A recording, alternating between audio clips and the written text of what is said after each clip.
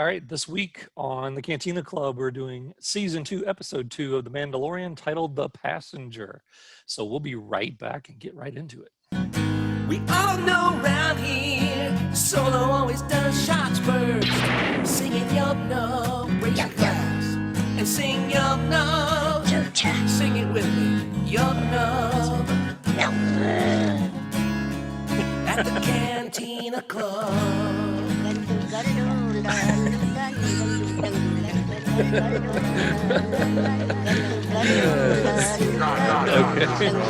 Okay. All right. So this week we're going to jump into season 2, episode 2, basically chapter 10 of The Mandalorian, called The Passenger. Salamandir. And like last week, we're just going to do some non-spoiler thoughts on the episode, and then we'll get into more of the guts of the episode. So, Greedo, take us along on your thought process here. Okay, this is the non-spoiler part of our review. Yes. Episode 2, I was very surprised that it took place immediately at the end of episode 1, and yet it didn't go in the direction you would have expected from the last scene of episode 1. Right. But overall, my thoughts on this was another beautiful, well-made, great-looking episode. There's a lot of callbacks in there again, but maybe not quite as many, and some cool things. But it goes back to what I said in our last review, which has yet to be published yet, but that this is not the show for you if you are expecting epic events to unfold at the pace you want, or you're really pushing for the main storyline to start making progress, because there's some frozen stuff in this episode, some kind of frozen planet or tundra, and that's the plot is glacial in this show right now. And I mean, they speed it up when they want to, and then the rest of the time they really put the brakes on.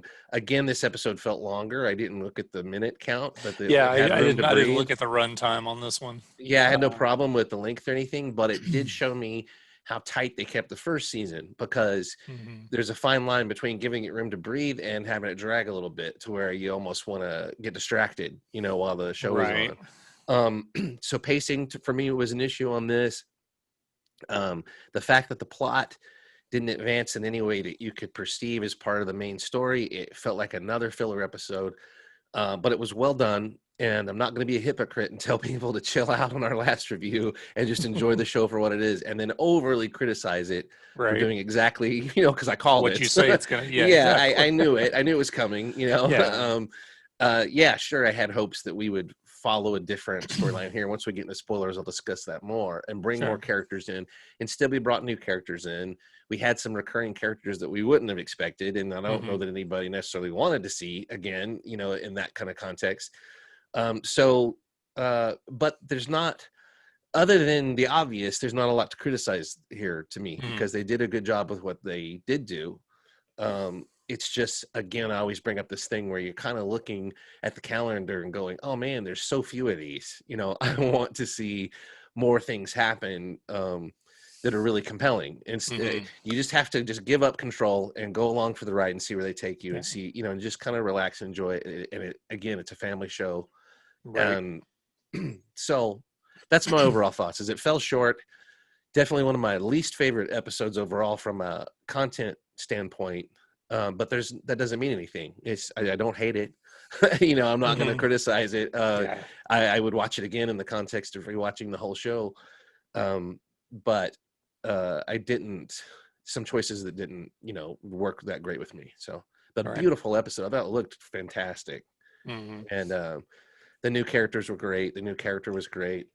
All that stuff. So what did you think? My take on it overall was, I did watch it twice, as I try to watch each episode at least a couple of times before we record.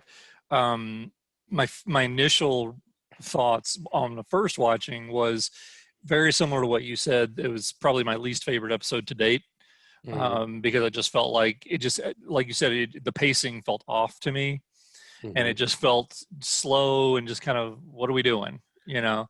And so eventually, though, I mean, again, like you said, I didn't hate the episode. No. Even on first viewing, I'm not saying I hated it and then I suddenly liked it, but on second viewing, I did like it better. So I will say that I didn't. Maybe, obviously, when you watch it a second time, you know what to expect. You've already seen it, so your expectations are naturally lower. So you're going to feel like you enjoyed it more. So that's kind of what happened with me, I guess, on that episode. Again, decent episode. I'm not going to sit here and say it was a great episode. I'm not going to, it wasn't a terrible episode. It didn't hate it or love it. It was just middle of the road. One of those. I kind of hesitate maybe to call it a filler episode, but it kind of was, as far That's as exactly to me what it was. As far as Mandalorian episodes go, this is about as close as we've ever gotten to a filler episode where it really doesn't push the story along. It pushes it in a way that we may not understand yet. Right. Like this new character that was introduced, when we get into spoilers, may very well be recurring, and the actions that are going on now, this may be the whole rest of the season. It may take place with what we think is a side thing, may turn into the whole thing. And just like the first season, it's about drawing different characters together that come together for a common interest at the end. They're following the same formula still. I got news for everybody. And I'm sure maybe all these questions these doubts we have now will be answered in future episodes. But in the end, I there were definitely some interesting references here. Fans of the animated series of Star Wars got a really nice treat in this episode, of course, as well. And I mean, overall, it was a good episode, and I will just preface it by saying good, not great, not terrible, just good. And again, I will agree with what you said. It was a beautiful episode, shot amazingly, looked fantastic. The effects were great. So I'll just wrap up my initial non-spoilery thoughts by saying I enjoyed the episode. It was a filler episode, not my favorite, but not terrible. Okay. Yeah. All right, we're on the same page. We would like to see more, but we enjoyed what we got. Spoiler warning: from this point on, there will be spoilers. Yeah, all right. So let's get into the story. So again, it was called The Passenger, and that's because basically there was a frog on board. But actually, I say that dismissively, but I enjoyed the character. I thought the character was actually really well done. But we're getting a little ahead of ourselves. So it starts out like Greedo mentioned, immediately following the end of episode 1. So we literally start out with him, still on the speeder bike. That was very surprising. Still on the speeder bike, still making his way back to Mos Eisley, and he basically gets attacked. He basically drives into a trap set by a bunch of scavengers, and that was actually a really interesting scene. I enjoyed that, and I thought the resolution of that was really kind of neat. With I thought that was kind of like, it was very Star Wars. I thought, it had a good resolution to it, but it also had just enough comedy in it that made it funny, but you didn't take itself too seriously. Right. The whole jetpack thing was great. I just loved that. And just the whole of that guy's body just falling at the end. And it brought the whole line where in the first episode where he said, you shouldn't do that. You shouldn't bring a child here. And he said, he's seen worse. And another one of the things. Exactly. He just witnesses the whole thing. He's like, watched him go out, watched him come down. Learning about gravity from the Mando jetpack. Exactly. So that's basically where we start, with just that sort of a side story of him trying to get back. And of course, it was very Westerny, the way they shot it, with him walking through the desert with his, gun across his back, carrying all of his, worldly possessions at that point, and the child. It was actually the control handle from the speeder bike across his back. Oh, is that what it was? Okay. Yeah, the throttle I thought it was the throttle and the one, he had one of those across his back with everything hanging from it. Because I was curious what it was. I didn't look at it that closely. I just assumed it was the rifle. But you're right. It was pretty long. It had been pretty long for the rifle. But I did love the cinematography. Actually, did love the cinematography on that. I thought that was fantastic. And the way they continued that same look as he walked into town after nightfall, and it was just really great. I love the way that was shot. I did too, and I got to say, I enjoyed Tatooine in this season much more than last season. Well, I mean, honestly, Tatooine, but the episode felt like too much after the initial cameo. Like the bar and everything was great in the first season, but this one I liked it when they left Tatooine. that's where it struggled to keep my interest this episode. So Okay. maybe I'm just old school and nostalgic or something, but I really think they were bringing something to the Tatooine backstory and what has been going on there, and making it a little more interesting and everything. Yeah. So Well, I mean, I think based on what we've seen so far, we've definitely not seen the last of Tatooine on this show. probably not. No. Clearly. So from there, we get back to Mos Eisley. Ultimately, the goal, what he's trying to do here, is find more Mandalorians, because they're the key. Somehow, we don't know why yet, but they're the key to him finding out how to get the child back to his own kind, which is what he's been tasked to do. And so to that end, and I'm terrible with the character names. What's the lady's name at the garage? You got me. I know. I've got my thing open here, but I don't see it. Anyway, Slarty Bartfast. yes, that. But she basically has a lead on someone who, her husband or mate or whatever you want to call it, is on a planet called Trask, and he has seen Mandalorians there. So the caveat to this is he has to give her passage to Trask, with the additional caveat that they travel sublight speed, because she has her eggs, and according to what they said in the dialogue, these are the final ones of their entire species or something, and that's like the one planet that they can actually live on. So But hyperspace will kill but them. going to hyperspace, I wonder why they leave their planet. But right, will somehow like destroy their eggs. So why don't they get back before they lay the eggs? I don't. Okay, whatever. I'm sure stuff Right. happened. So of course the Mandalorian here, he's very Annoyed. He's what? Most of the episode was like annoy the Mandalorian episode. It really was. Pretty It was, much. yeah. Like, It how was much very can he much a put up with? Yeah, he was constantly annoyed this episode. And so he basically he's upset about that, because obviously it's very dangerous to change to travel sublight, because he even made the comment, he's like, this is how I stay alive, is traveling fast, so people can't catch me. Anyway, so we get out. So he gets out there, he sets a path, and then he goes back to take a nap. And meanwhile, we see what's the first moment of what's going to be a recurring theme in this episode, of the child eating the eggs of this frog creature. Right. The child has no respect for Literally no sentient no life, respect as far as we can tell. whatsoever. They should have And- thrown in the Vader theme there when it was eating the eggs. That would've been good. Exactly. Or the Emperor. So from there, we have a couple of things where they get pulled over, as it were, almost like the space version of getting pulled over. Suddenly out of nowhere, there's I two. loved that bit. What's that? I loved that bit with the X-wing pilots. Oh yeah, acting that like was fantastic, cops. with the two X-wings that Yeah. pull up next to him, and they're And asking they were him- trying so hard to be the nice cops too. Right. Yeah, they really They were. trying until they just completely ran out of patience. But yeah, they were trying to be nice cops, but they still are, a-holes. They all, you still Right. don't want to. You still don't want to deal with them. No, But not at They're all. trying to act like we're the good guys. Look, but Yeah, we'll give you they've a chance. become a Go ahead, yeah. bureaucratic nightmare, just like everyone else. Yeah. Need to see your ID for no reason. Right. Yeah, that's literally what it was. It's like, I just need He to see just your came ID. across him. I need to so, make sure you're not Imperial. That kind Yeah, of thing. this is our space now. Yeah. This whole thing, all this space is yours. Okay. Right. Yeah, they even kind of had that asshole moment when he even said, it's like, he's like, well, this was never a problem before. And Yeah. it's like, yeah, well, that was before. Yeah.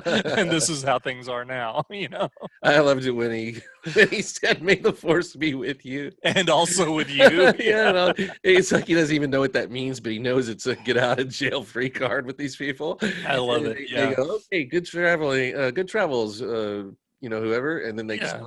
they wait a second, they come back on and, oh, by the way, Yeah. your ID now, license and registration. I'm gonna need you to send me a ping. It's Yeah. like, yeah, I don't know if I got that working right now. I think that's broken. They're just waiting. It's like, still gonna need to hear that ping. Yeah. Like, Proof of insurance, please. exactly. So he ultimately makes a break for it. Ends up flying down to this ice planet. There's a kind of a cat and mouse chase through the clouds, and then he ultimately crash lands in a cave. at which point he falls through the floor of the cave he crashed in And it's a into an frozen even planet, it lower looks like. depth. Or at least So the part they're in is frozen. so they're kind of screwed. Yeah, so they're really in the frozen part now. So they're basically at this point just going to slowly freeze to death. And he's trying to keep them warm. He's giving blankets to the frog lady, and And it's every bit as riveting as it sounds. it really is. Yeah, this is about all that was happening. Let me get some blankets. That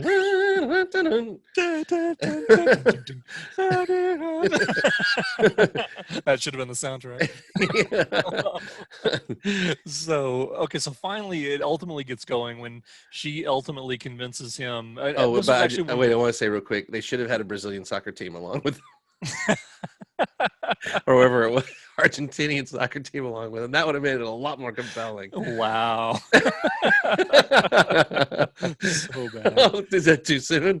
Too soon. It's like 40 years ago. I know. So anyway, so she ultimately, and I did like this part of the episode. I thought this was really cool. She basically sees the basically the battle droid that was back in, I forget what episode, but from season 1, the bug looking droid. The assassin droid. Yeah, the assassin droid. Yeah. And not battle droid. I was talking about there. So she actually is obviously, clever enough to hardwire, into his, motherboard or whatever, and is able to use his voice as a translator because she doesn't speak, Galactic Basic or whatever it is that they're speaking in this show, and she's able to actually communicate finally with the Mandalorian, and she basically tells him, "Get up off your ass, we got to get something done here." So she finally, again, more annoyance, but they're like, fine, he gets up and goes out and grudgingly starts working on the ship to fix it instead of just freezing to death. And so meanwhile, she disappears. We don't realize that. The child brings that to our attention because the child sees that she goes, and he goes out and he's like, "Hey, you need to check this out." So they finally go, and ultimately they find her in this other cave, and she's in this like steam bath, basically this natural steam bath there in the cave. And she's got all the eggs there so that they don't freeze, and she's just having a good old time of it. And so of course the child is there, and again the Mandalorian's more annoyed. He's like, we don't have time for this, let's go, we gotta go. And he starts picking up the eggs and putting them back in the container, and meanwhile the child gets his hand slapped basically because he's trying to eat more of the eggs. And then we get apparently the Mandalorian's homage to Alien, because the child goes wandering off through these weird shapes. It looks literally like it's almost like Kane. It's an alien Christmas. Field. Yeah, and he literally opens one up, and of course there's a spider-looking creature. It looks literally. I literally didn't know what I was watching at this point. I was like, "This is literally an homage to Alien." It's like a face hugger. He's taking. Has Disney now bought the Alien rights, and they're going to use the toys? Well, they own because they own Fox. There you go. So that's Alien. So I literally felt maybe like they're going to use the merchandise. Homage to Alien, and so he takes one of these spider things out and eats it because he eats everything, and it was the most disgusting, just slime dripping off of it, nasty thing ever. But he just eats it right down. Like, okay, like you have no he has an iron constitution for sure. Apparently, So then, of course, then the action for the episode really kicks in.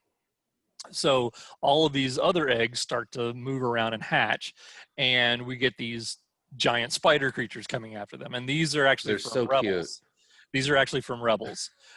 This is what I was alluding to in the non-spoilery section of animated. Fans of the animated series are going to love some of the treat that they got here. So now we've got live action version of the spiders that used to live on, again, I don't know the planet, but where the crew of Rebels would kind of have one of their bases, one of their safe houses. Right. The area was inhabited by these same spiders. Ezra used to, got to the point where he was actually able to telepathically communicate with them and things like that.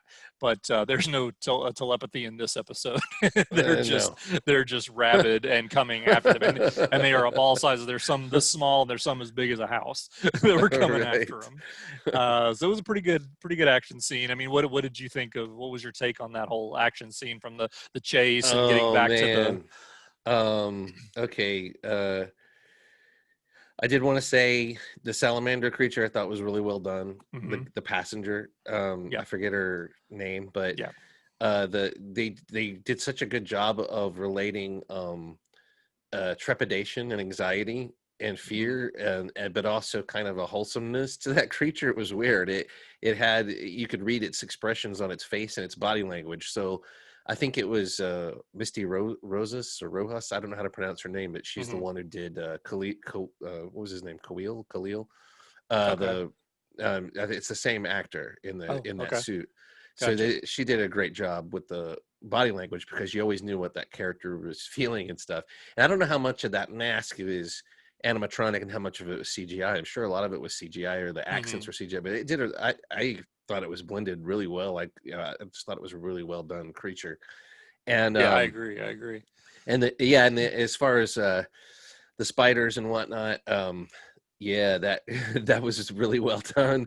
There's something about the fact that they did not try to contrast and make the spiders a totally different color or anything. They look like they belong in those, on the ice and in the Yeah, caves and white stuff. on white. Yeah, almost Yeah, kind of like the something wampa about on that the was moth, even, yeah, it was even more disgusting, Mhm. and more creepy, and they were really well done, I thought. Oh, I And agree. the ones at different sizes, when the little ones were coming, then you see a big one come in the frame. Mhm. That just, I mean, I have a pretty bad spider phobia. Same here. Uh, Yeah. yeah, and then anytime the bigger ones showed up, I just freaked out. Yeah, it was creepy.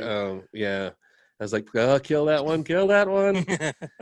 But I did want to say one thing. The Which I brought up to Gundark. Mhm. Um, is that the first time in the scene where the baby Yoda, the child, is trying to tell Mandalorian to follow him? Is that the first time we've heard the child speak?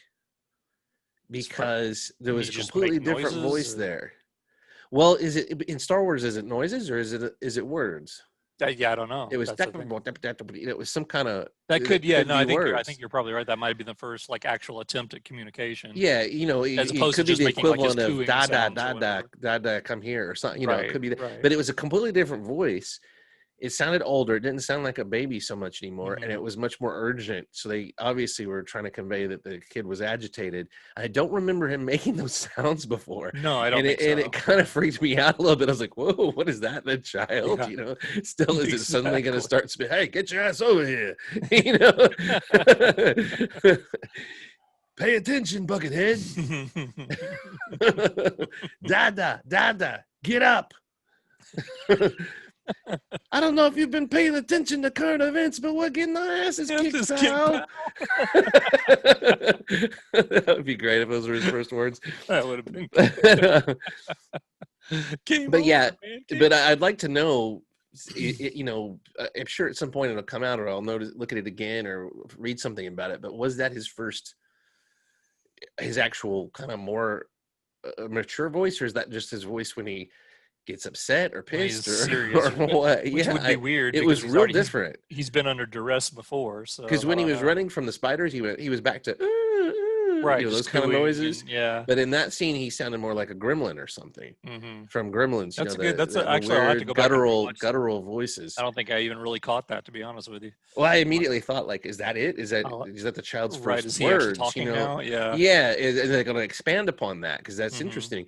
It'd be cool, also. I mean, not cool necessarily, but it could be that he imitates things that he hears, just like a Sure. baby does. Yeah. So, I don't know. But anyway, the spiders were great. That was my favorite Yeah. part, obviously, of the episode. There was nothing wrong with the rest of the episode. It was just really slow, Hmm. and atmospheric is cool and everything, but we still haven't seen Moff Gideon. No. I was waining for Mando to be Any like, of the cameos that have been uh, promised, nothing. he'd be like, Not I even gotta alluded repair to this ship them. because Moff Gideon, he could just show up at any moment. And they like turn and look at the door, and Moff, nope, he's not Just here yet. nope, nope, nope. No, he still hasn't showed up. He's not. I guess he's, even though there's trackers on the Right. child, evidently they're just taking the day off or whatever, Yeah. the week off. But just keep talking about the little spider chase there, I think my two favorite scenes were revolved around his flamethrower. Mhm. Um, when he was in the ship and trying to seal the door, not seal it, but close it. Yeah. And the spiders were all trying to come through, and he just started just burning them with his flamethrower. That was great. That was amazing. And I love the way the first flamethrower scene was shot in the cave. Yeah, still. where he held his arm up, he just kept shooting. the He just flame held came it up, on. and the flame just clicked on, and then it goes to an exterior shot. And you just see the light blaring out, like boom. And you also had the frog lady suddenly jumping on all fours. Yeah, that was pretty she's cool literally too. like in frog mode, just running on all fours. She's panicking. That was really funny. But I loved that shot of him raising his fist up and the light, the ignition light on. coming out. Yeah, the ignition flame coming out, because that's just cool, man. As a kid, when I met Boba Fett at the department store when I was a kid, and he had that poster of him, shooting the flamethrower. Yeah, which exactly. We never saw. Shooting the flame out. Exactly. I've always been waiting for that. Like, when is Boba Fett going to use that friggin' flamethrower? Right. And in a real way. And so that was damn cool. They did that shot where you were waiting for it to come on like that. And it finally did. That was amazing. Cool. That was one of my favorite shots of the whole episode. Yeah. So ultimately they're saved by the X-Wing pilots. They come back and they end up blasting, right as the Razor Crest tries to take off. Crushes the ship.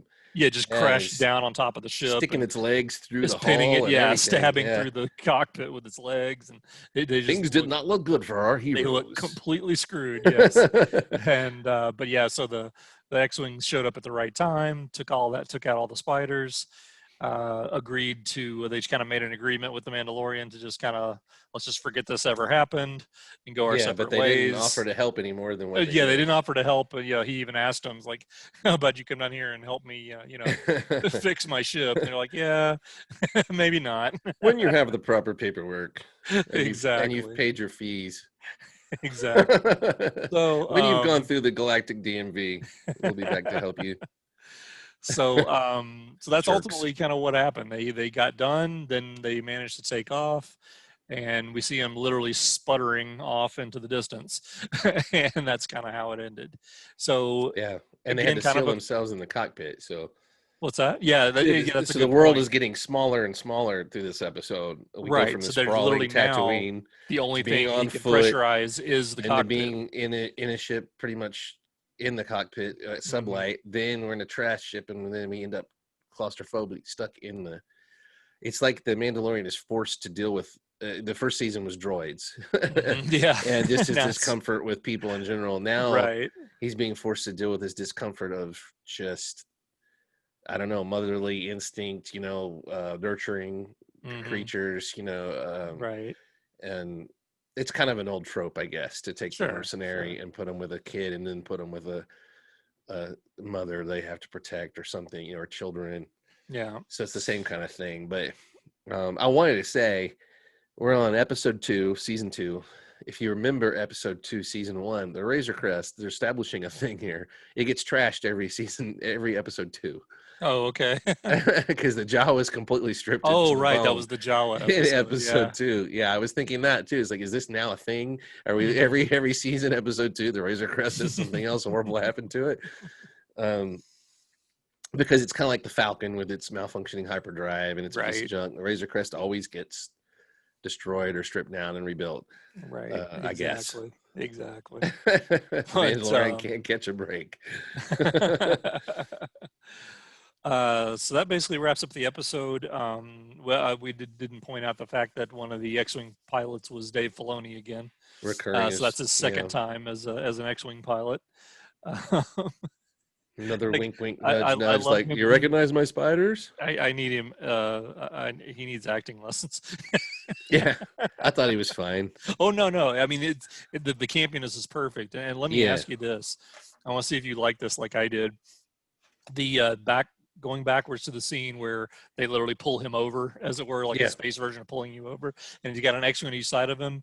The special effects from the side. It literally looks like they were made in 1977. Yes, I noticed that. And I I love loved it. that. That was Yeah, so that was so great. cool. I Yeah. actually rewound and watched that again Yeah, because I did too. I wanted to see the models of the X-wing It close literally up. just looked like a model hanging on a Yeah, string and outside the when window. the X foils locked in attack position, it Right. looked just like a mechanical actual model doing that, Right. and Exactly. I appreciated that big time. And Very I much wanted to so. say too, we kind of skimmed over it, but Mhm. that was one of my favorite things about this episode was seeing the classic X-wing Yeah. in action again, even though they Absolutely. didn't Yeah. do very much. The fact that they were diving down in the atmosphere, Oh, we still and got some cool action shots. we With got them. some Yeah, cool I enjoyed it. shots, yeah, Yeah. and the sounds, like when it cuts the cockpit and you got the X-wing and flight sound in there. Right. That was Yeah, the freaking same awesome. sounds from before. Yeah, Exactly. and the sound of the engines outside. It's a Mhm. different sound outside and inside, and then the sound of the X foils locking and all that stuff was. It was pretty awesome to see, and I was even looking at their helmets to see like what their different helmets The might insignias and mean and stuff. Yeah. Yeah, Right. Dave Filoni's almost looked like somebody just drew all over it, Mhm. like it I almost looked like know. graffiti, like or maybe the cast signed it or something. It had scribbling Right. all over it. The other one looked like kind of a blue insignia with stuff on Mhm. it. So, Nice. but But yeah, so that was pretty much the episode. Any final thoughts on what you thought of this one?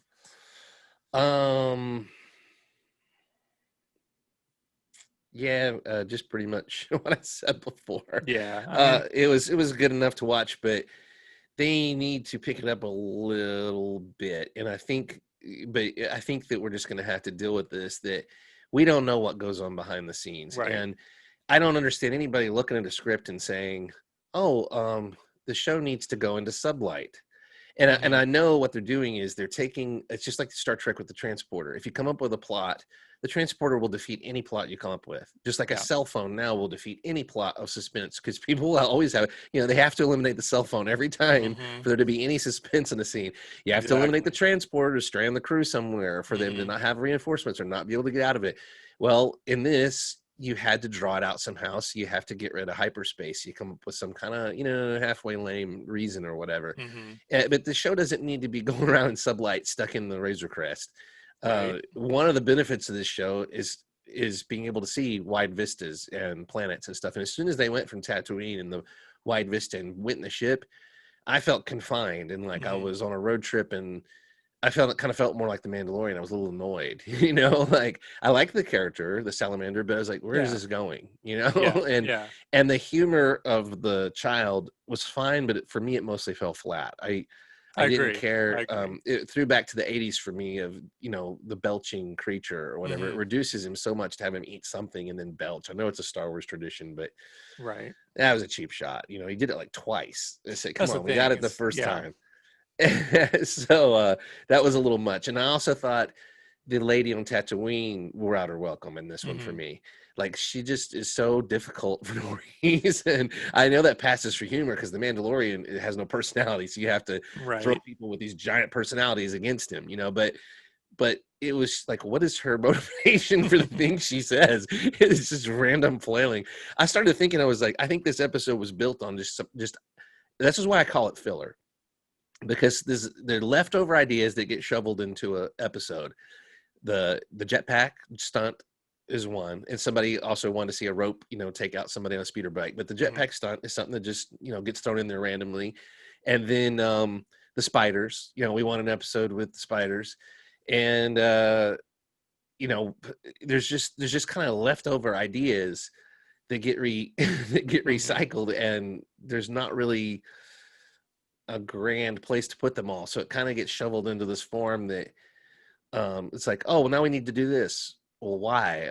Okay, we're Mhm. just going to do it, Right. because it'll get us to our next idea or Right. whatever. Exactly. So, yeah, it's like we got to have a conversation with X-wings. Well, wouldn't Mando just go into light speed and get away from him? Well, we have to have a reason, for it not to be in light speed.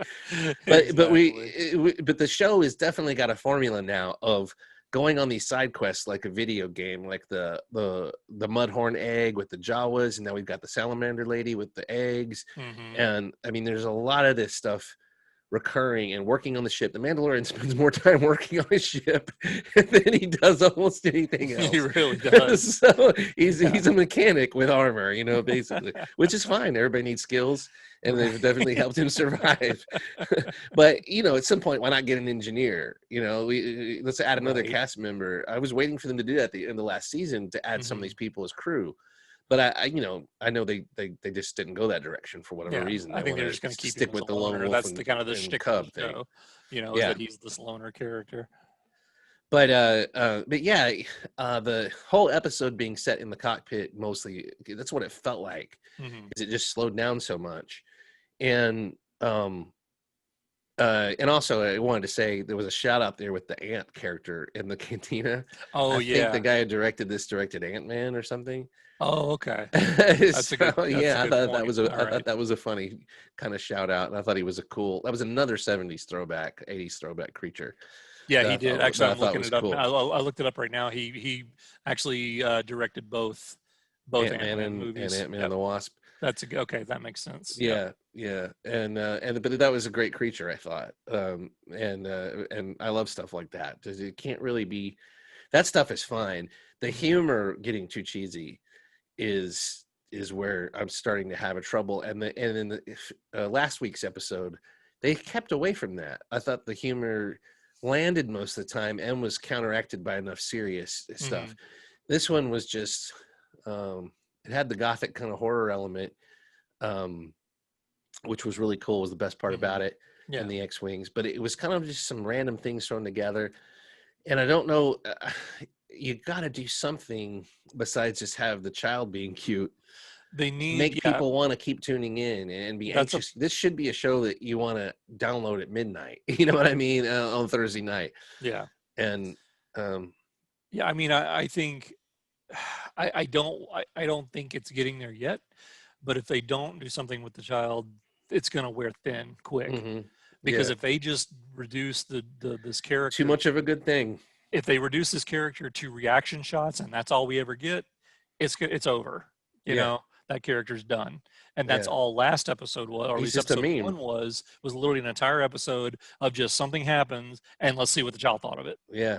And which I actually thought was great for one episode because it reduced him. He needed to be out of the picture a little bit. Oh, I agree. He doesn't need to be always the focus either. So and so he was powerless. He wasn't going to come in with some magical, mystical force moment and save the day. It was more about the other characters, which it needed to be. But you're right. If you keep doing that, and he's just a humor source and a cute source, I mean, it's too much of a good thing if he's in every single episode.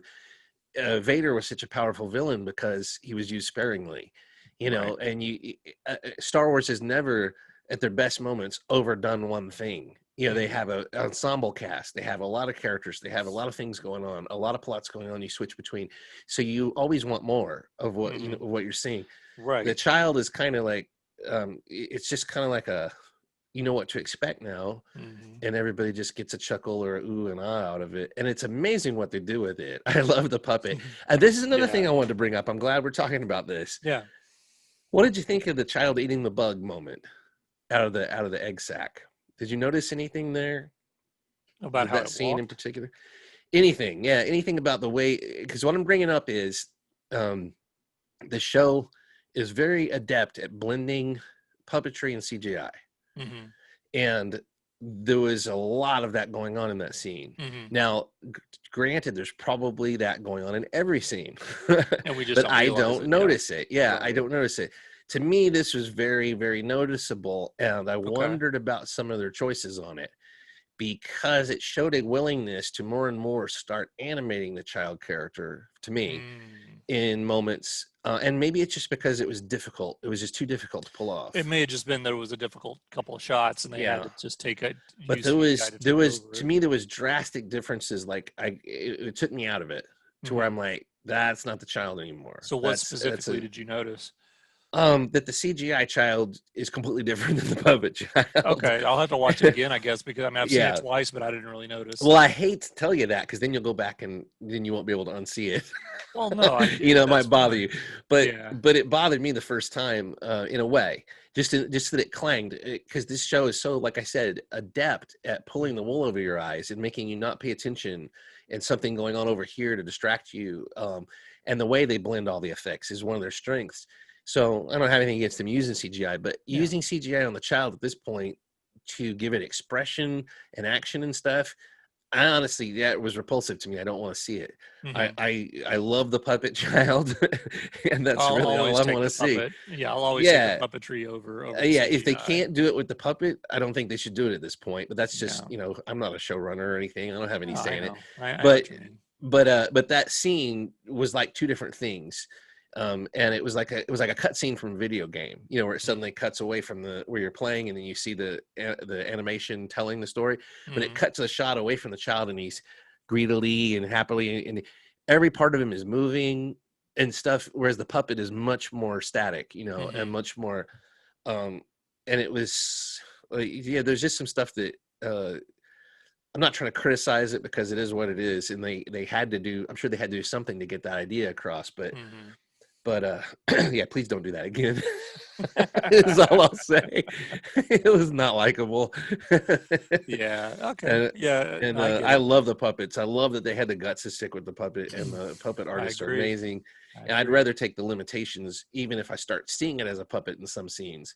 I'd rather see it and go that, you know, even Yoda, you know, as a puppet, you're consciously aware it's a puppet. You suspend your disbelief. Some scenes are so good that you completely forget. But there's little elements that remind you, you know, we're not stupid and we've seen puppets our whole lives. We know Yoda's Yeah, a puppet, but exactly. it's fine. You Yeah, know, he is a puppet. absolutely. That's what he is. And when he's CGI, he's not nearly as good. And Right. you know, I'll rant over. Everybody, whoever watches this, everybody go back and watch that scene and let me know what you think, because Yeah, yeah, it definitely. just took me out of it a little bit. And I hope they don't. I hope it's not a Right. trend that they continue. Yeah. No, I agree. I agree. I'll always take the puppetry over the CGI. I'll always take practical effects over the others if I can. Yeah. Even as beautiful as CGI can be sometimes. But But all so right. anyway, let's rate this episode and move on. Yeah.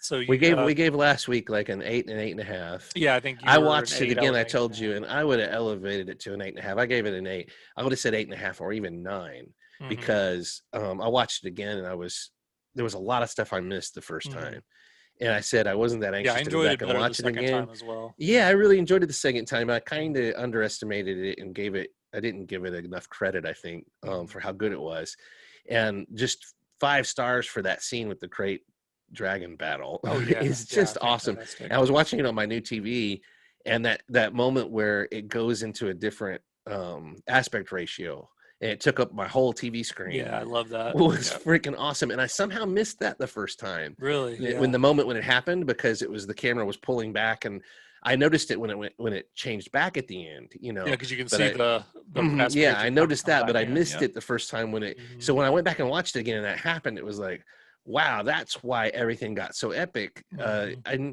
I wonder why they don't use that kind of aspect ratio all the time. Maybe because when it goes to DVD or something, or maybe it's too much Maybe it data in doesn't the down translate. Yeah. streaming, or Hmm. maybe it's more expensive. I don't know, but it was freaking awesome. And Yeah.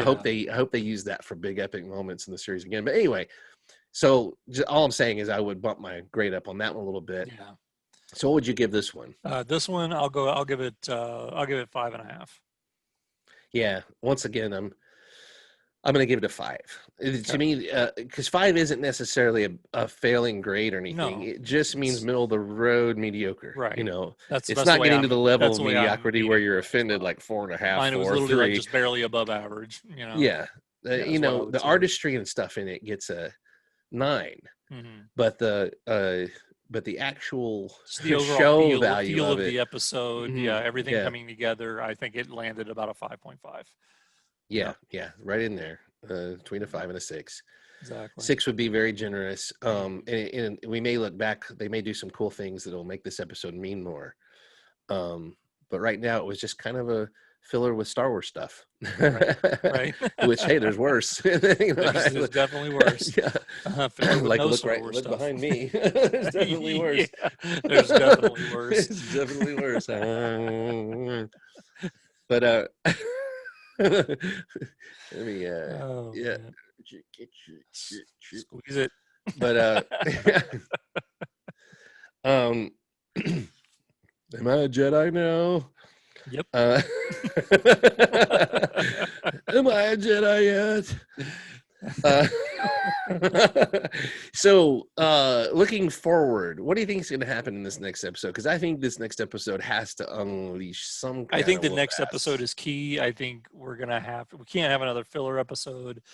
We can't have another episode, I believe, at this point that doesn't push the main plot forward, at least more quickly, with purpose. I think we're gonna. I hesitate to say we're gonna get Gideon in this one. We almost have to, though. You kind of almost have to, but I mean, I almost am like kind of, I'll believe it when I see it kind of moment at this point. We haven't gotten any of the cameos from the expected people. No, we have no idea what the Empire's doing. The rebels can't even find them, or the Republic can't even find them. Like, you might be Imperial. It's like, yeah, I can show you where a whole boatload of freaking Imperials are. Right. You guys can't find them. Yeah, no doubt. They seem to be everywhere else that you're not looking. You're apparently not looking under the right rocks. Right. Yeah. They're not exactly hiding, Val. So, yeah, I think it's time that we're going to get a focus on the main story where it really starts to push it forward. I have a feeling we're going to get maybe some of those other ensemble characters in this next episode, maybe a Cara Dune and I wonder how, when you're going to this planet at random, but it maybe seems like the Mandalorian needs to go back to the planet that he left Cara Dune and what's his name on. Yeah.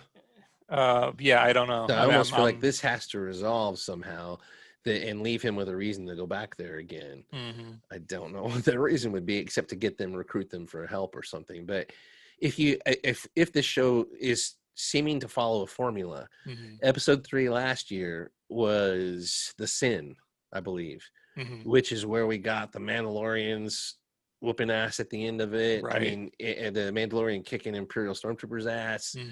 He had to choose to rescue the child. I mean, a lot happened in that episode. That was a phenomenal episode 1 had action in it and established a lot of things. Episode 3 had even more and established more things. 2 was the Jawa, the Mudhorn episode, which in retrospect was important for a lot of reasons, but it was a quirky, fun filler episode, in a lot of ways, but it introduced some really important things. This one, it wasn't nearly as compelling as that Jawa episode, but I think if we're looking at this as chapters in a book, and this is a sequel book, it's probably going to follow the same steps as the first book. Yeah. And so chapter 3 should be similar, and that would imply that this salamander lady is going to be important, and probably her husband, if he is in fact alive or something. But I can't imagine they don't give us at least an update on Moff Gideon. Like, he can't just show up again what was he in right at the end, 2 episodes. Are they gonna pull that again? And I understand Esposito, maybe he's busy or had other commitments, or they have to work with what they have to work with. I mean, maybe he has limited availability. There's also all those rumors about Pedro Pascal and him being unhappy with the show, and the show taking a right turn halfway through, which could derail anything we expect. But we'll wait and see if there's any truth to all that stuff. But anyway, we're still on board. Obviously, it's great. Yeah. I still really enjoy the show. Yeah. I've heard rumors. Speculation anyway. I've heard rumors out there that it's not doing well, and that some pitiful number of people watched it and stuff. And I just don't believe any of that stuff. I don't believe any of that stuff anyway. No, this show's on fire. I mean, it really is. The only way they can hurt it is if they continue on this course of just slowing things down. Which, again, we don't know the tremendous cost and effort that goes into every one of these episodes. Right. We think, 8 episodes a year, come on, give us more in each episode. But it almost dictates filler when it costs this much money. And when, just think of all the work, they're doing a movie amount of work. That's probably why the episodes are short, to keep those visual effects shots short. Just think of the boatload of people it takes to animate those spiders. I mean, there was a Right. million spiders on Oh the yeah. screen, There were and they did not look tons. cut and pasted, even though they all Oh, looked the not at same. They were all. all doing different things, Right. and that took a lot of effort. And the environments, everything, just takes a tremendous amount of, I'm sure, effort. Right. But That's I probably guess, why we'll see filler, and that's why we'll see locations reused and stuff, but because they here's, already have the let me throw this stuff out there and done. see what you think of this though. My take on this too is, okay, let's compare season 1 budget to season 2 budget. Not even talking about the numbers, just talking about the fact that, okay, so for season 1, you have so much startup cost, you know, Mhm. building that set, that video screen set, Right, you know, putting all this infrastructure in place. You've already got that for this season, and you've still right. got the same amount of money per episode. So we should Do be you getting though? more on the screen. You see what Do I'm you saying? though? I don't know the numbers offhand. I know it's, but for all I've heard is that it's Game of Thrones numbers. You Oh, know, like really? multiple millions of dollars per episode, kind of thing. Yeah. Um, And that may well be true, because a lot is riding on this show with as far as Disney's platform and everything. And right. no matter what the naysayers say, Disney's platform has way more subscribers than they thought it would at this point. Oh, sure. They had Yeah. a long-term plan, and it's way ahead. Mhm. So, you know, you can criticize it as much as you want. It's working. And all I know is that reliably, networks, showrunners, bureaucrats, Mhm. suits almost always strangle the life out of things like this.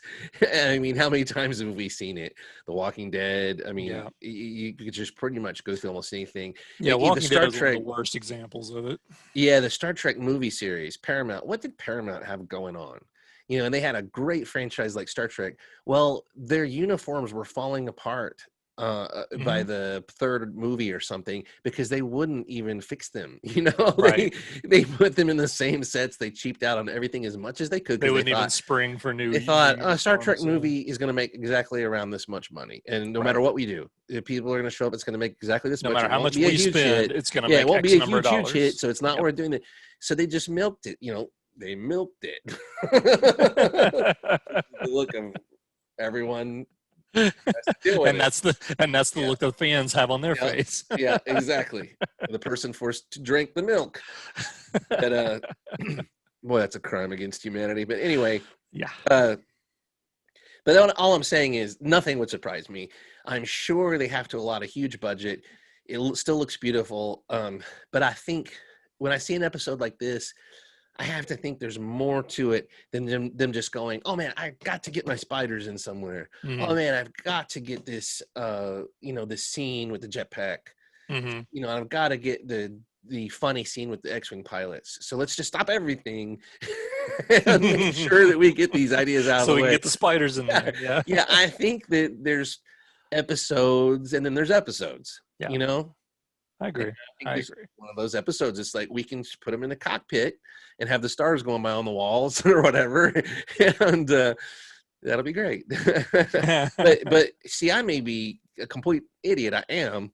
That's not a dispute. But God only knows how much those spiders cost. Yeah. You know. Yeah. I mean, there was a lot of lingering effect shots in this. So Oh yeah. we're spoiled. You know, I'm spoiled. I'll admit it. I don't know Mhm. what goes into that. No, I don't either. And also, shout out to Ralph McQuarrie, genius of all geniuses, because those spiders were his design. Yeah, exactly. From way back. Yeah. Exactly. Did those spiders ever appear in Clone Wars? I wanted to ask you that too. No, they're Rebels is the first time we saw them. That's the only place they've ever been.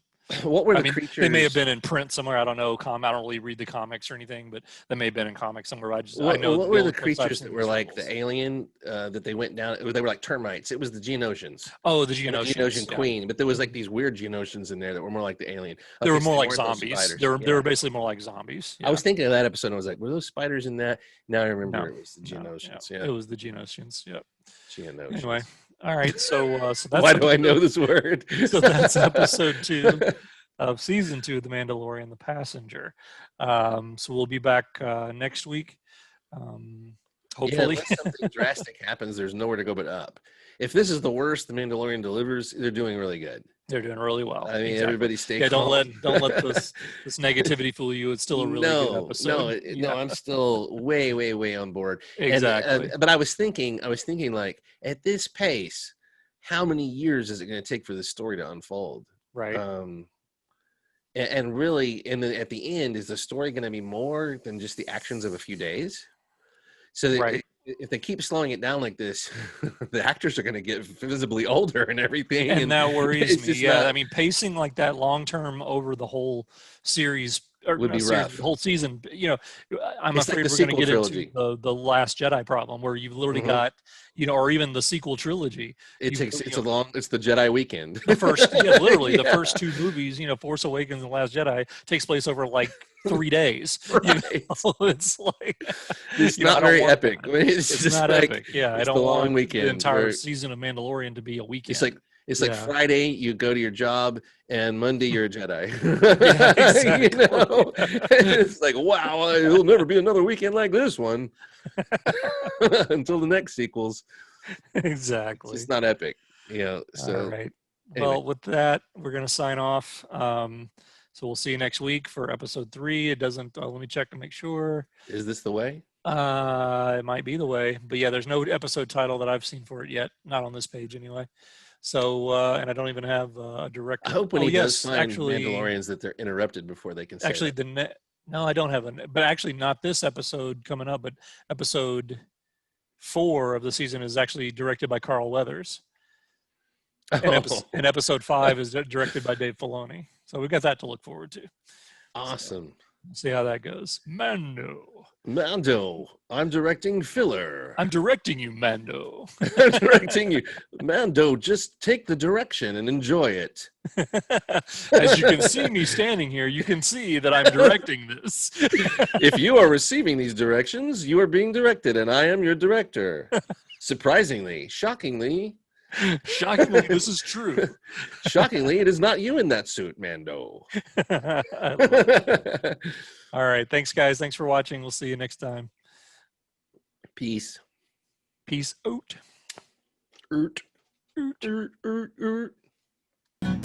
We all know round here, Solo always does shots first. Singing Yum Num, raise your glass and sing Yum Num. Sing it with me, Yum Num. At the Cantina Club.